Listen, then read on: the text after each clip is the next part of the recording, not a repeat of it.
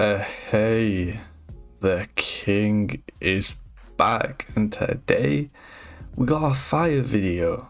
Okay, Alex Pereira is fighting this weekend, and I was gonna do a UFC kickboxer tier list, but I searched UFC kickboxer tier list, and all that came up was boxing tier lists.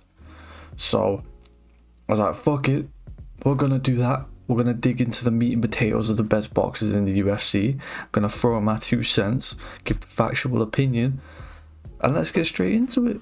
So, we got 6 tiers here, right? I was making sure I counted that right. Just want to say, any of the names for the tiers don't really matter. It's just the letter that's in the brackets next to them. First of all, we got Could Box Pro. So, you're an S, you're one of the best, you could be a pro boxer. Then we got a street beef champ, street beef, highly coveted, glorious promotion. If you're a champ in there, you're pretty much pound for pound top 15 in the UFC level at the very least. Then for B, the hardest kid in school, you're about that, bro. Okay, you're about that. Then I see red, bro. Okay, you see dyslexic, your balance is fucked up, you don't really know what the fuck you're doing. And then Nugget, you ain't got limbs, you're fucked. You're irreparable. Yeah, you're dog shit. And pretty much C is mid, B is above average, and then scale it from there by your own will. But straight away, starting off, we got Rafael Fiziev. Now obviously he's a kickboxer, right? But I think the best part of his striking is definitely his boxing. I personally think he beat Justin Gaethje. I thought he won round 1 and 2. He definitely lost round 3.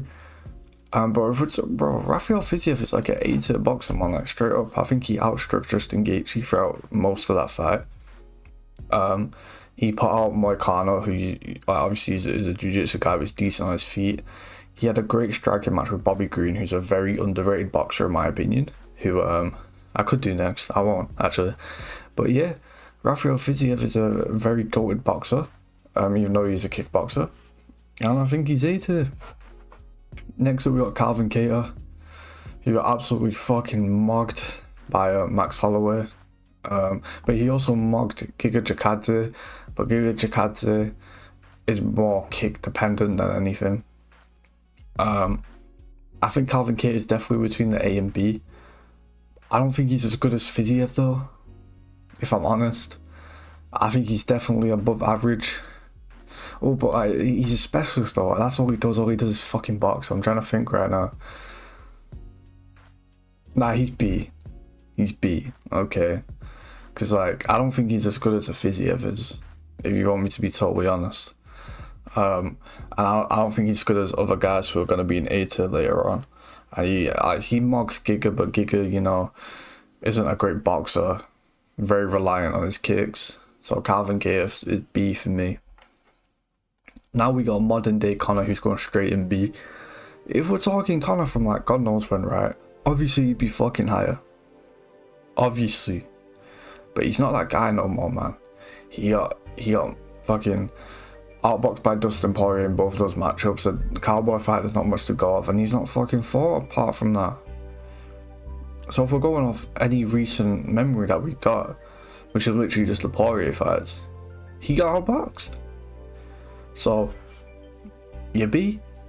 Next up we got Bobby Green, who offensively, okay, he's A. Offensively, his defense is fucking shit though. Obviously, great head movement, but he's so reliant on it that like when it doesn't work, it don't work, and it fucking don't work really bad. Okay, Bobby Green never has his fucking hands up. 100% dependent on head movement. His offense is fucking amazing. I think he's beautiful to watch. That sounds gay as hell, but I think he's amazing to watch. The defense is just lacking, man. Straight up, the defense is lacking. Anyway, next up we got Gaethje. I think Gaethje's like the highest B that you can get. Okay, I get it. He knocks out Poirier, but he head kicks him. And apart from that, he beat Chandler. which Chandler's a fucking dope. Chandler's a fucking idiot who's like just 100% reliant on explosiveness. But apart from that, man, I mean, first Dustin fight, outstruck. Holloway fight, severely outstruck. I thought Fiziev outstruck him. I think he's beat it, but I think he's very high beat it. Next up, we got Charles the Bronx, who...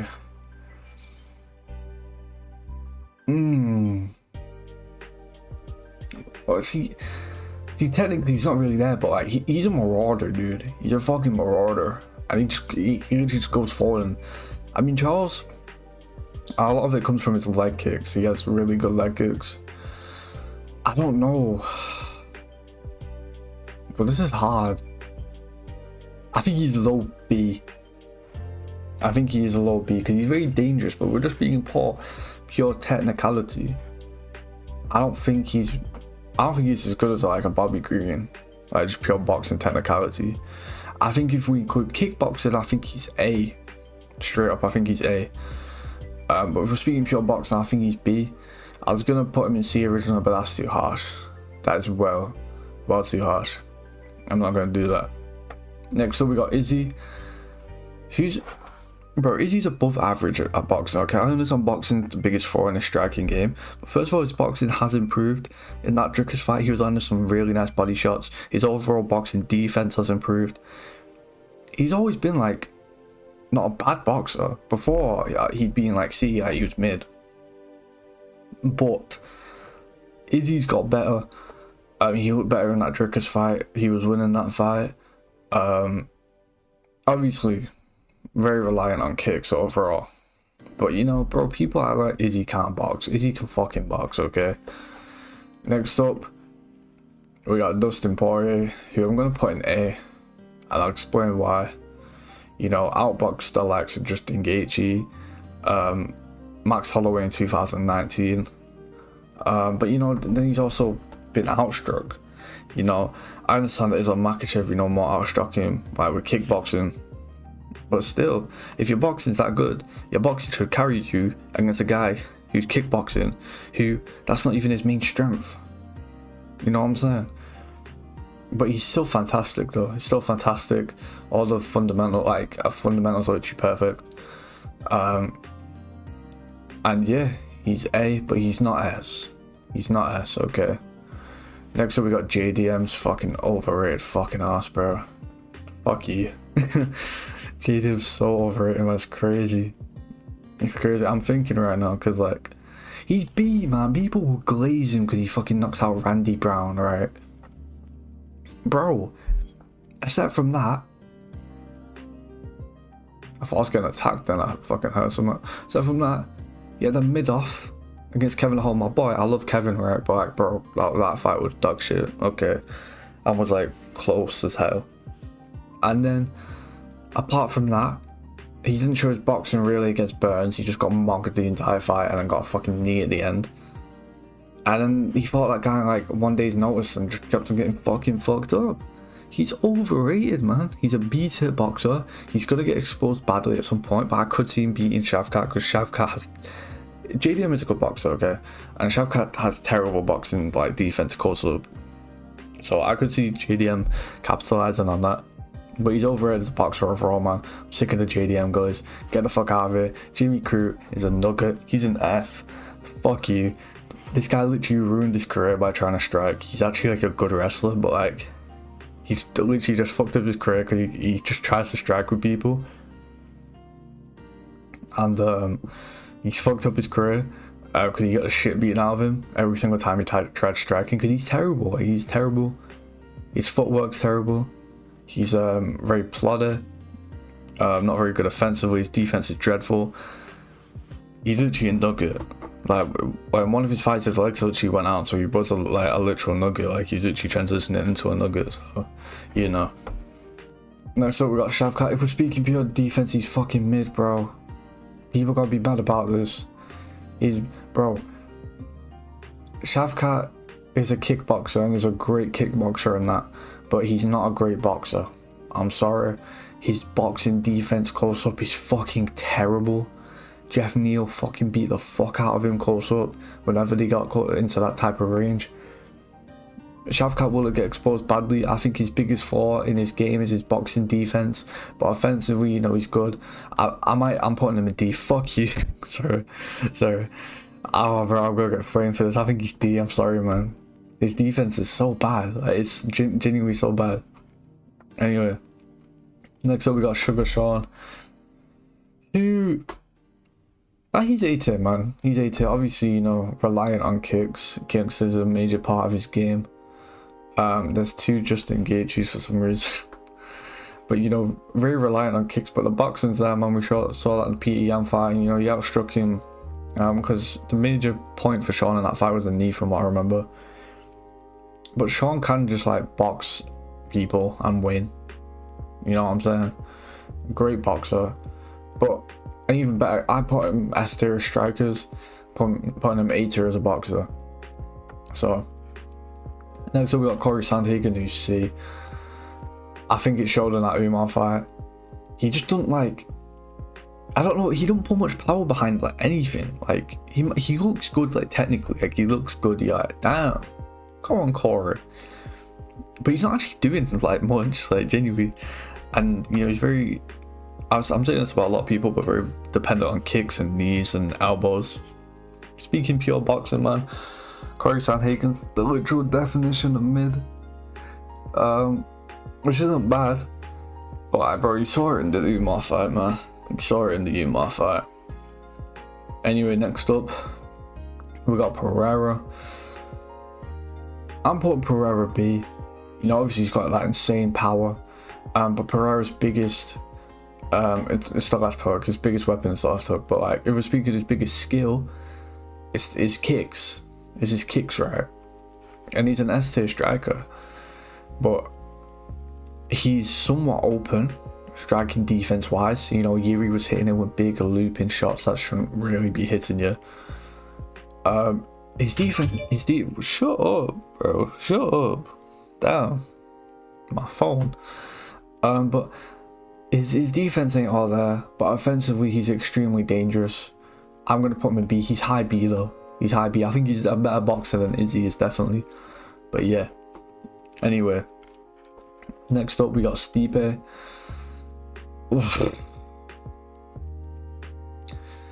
You know what? I'm not gonna actually include Stipe because I think it's unfair to him, and I drag on Stipe a lot. I think he's overrated in every single aspect. But we don't know. It's not like a Conor where we have something to go off. With Stipe, we don't know. So I'm gonna keep Stipe off the list. Anyway, next up we've got Adrian Yanez. You know, but like the offense is nothing. Like John Jones' boxing presents zero threat, zero power. Like his reach obviously is a great factor for him, but that actually kind of harms his boxing. Just zero danger, but you can't hit him. The defense is good. He's not like vulnerable, you know what I mean? So I'll give him his dues. Next up, Tommy Espinal. You gotta put him. Ooh, I'm gonna put him S, you know. I'm gonna put him S because the head movement's insane. The speed for a heavyweight, and he's just beating these guys, man. Like he's literally. If you go into like 3 exchanges with Tom Aspinall, you're gonna get put out. You're gonna get finished. And he's by far the best boxer we've ever saw at heavyweight. He's insanely good, man.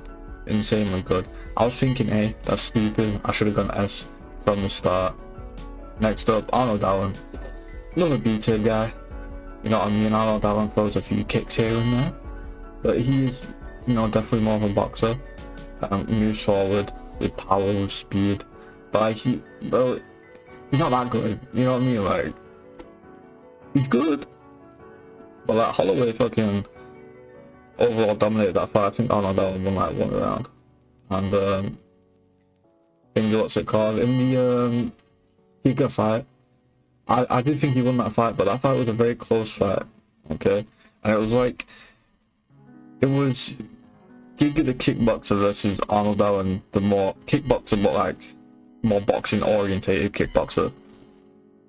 And that fight didn't separate him from Giga. His boxing didn't separate him from Giga too much. So I'm gonna put him at B. Next up, fuck, I just scrolled. That's gonna mess up when I do my editing. But next up we got Topuria. Yeah. I don't like him, but he's an S-tier boxer, man. Straight up. I genuinely believe Topuria could box pro. So fast, so powerful, so intelligent. Does everything perfect. Defense perfect. He got caught once by Jai Herbert, who's like fucking like a foot taller than him, and he got his head fucking kicked in. Right, but if we're speaking pure boxing, bro, like Josh Emmett, right, top contender. Topuria, I don't actually need to call him Topuria. Topuria, 50-42s him or something crazy like that. Like 10-8s him in 3 rounds. Insane boxer. He's literally perfect boxer for UFC.